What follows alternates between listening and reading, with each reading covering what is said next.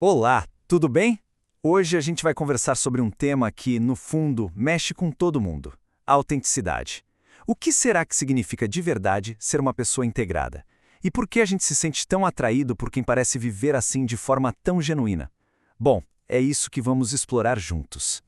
Para pensar um pouquinho, todo mundo já cruzou com alguém assim, né? Uma pessoa que parece estar completamente à vontade na própria pele, que exala uma calma, uma sensação de que não precisa provar nada para ninguém. É uma qualidade que atrai, que é quase magnética, não é mesmo? Certo, então vamos lá. Para começar, como é que a gente reconhece essas pessoas?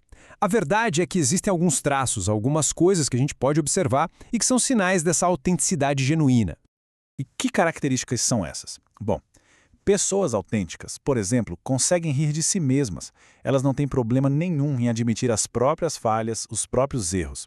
Elas têm um jeito meio brincalhão, às vezes até um pouquinho travesso, sabe? É como se elas tivessem conseguido manter a criança interior viva. Elas desempenham seus papéis na vida, mas com um certo distanciamento, e de repente, do nada, elas nos pegam de surpresa com uma espontaneidade que é simplesmente cativante. E para essa ideia ficar ainda mais nítida, nada melhor do que colocar as coisas em contraste. Vamos dar uma olhada lado a lado nas características de quem é autêntico e de quem não é. Fica bem mais fácil de entender.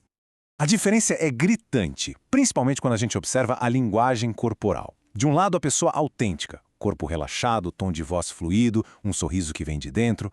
Do outro, a pessoa inautêntica. O corpo parece mais tenso, a voz é meio hesitante e ela pode parecer meio irritada.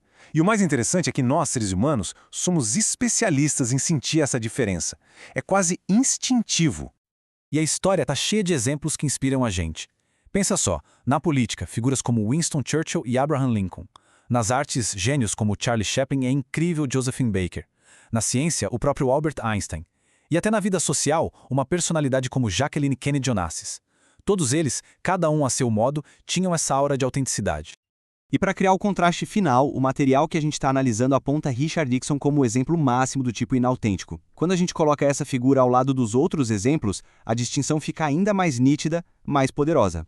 Ver esses contrastes todos faz a gente se perguntar, tá, mas por que essa atração toda? O que tem por trás desse fascínio que a gente tem por pessoas autênticas? A resposta, ao que tudo indica, está em algo bem profundo, uma espécie de saudade que todo mundo carrega. Essa atração toda pode ser resumida numa frase bem forte. Todos lamentamos, no fundo, a perda da parte infantil do nosso caráter. É uma reflexão sobre algo que a gente sente que ficou para trás nesse processo de crescer e de se encaixar na sociedade.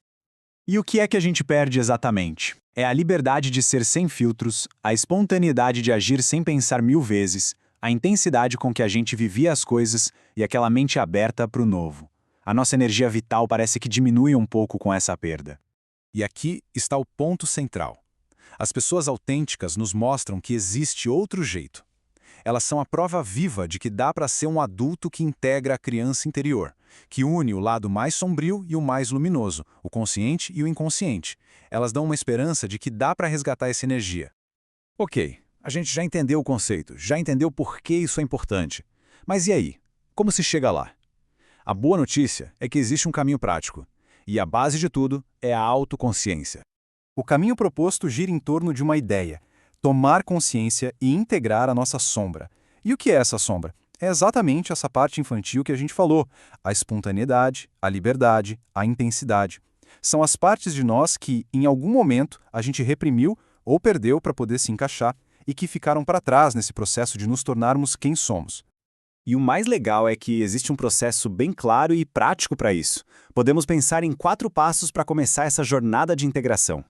Vamos detalhar um pouco esses passos. O primeiro é ter consciência da sombra. É começar a reparar nos momentos em que a gente se sente meio falso, meio tenso, e se perguntar, o que é que eu estou reprimindo aqui? O segundo passo é reconhecer o que se perdeu. Foi a criatividade? O lado brincalhão? A coragem de falar o que pensa? O terceiro é aprender a controlar e canalizar a energia que está nessas partes. Em vez de reprimir, encontrar saídas construtivas para ela. Seja na arte, no esporte, em novas formas de se expressar. E por fim, o quarto passo, que é se reconectar e integrar tudo isso. É um processo de aceitação, de trazer essas qualidades de volta para o dia a dia, para a gente poder se tornar um ser humano mais completo, mais inteiro.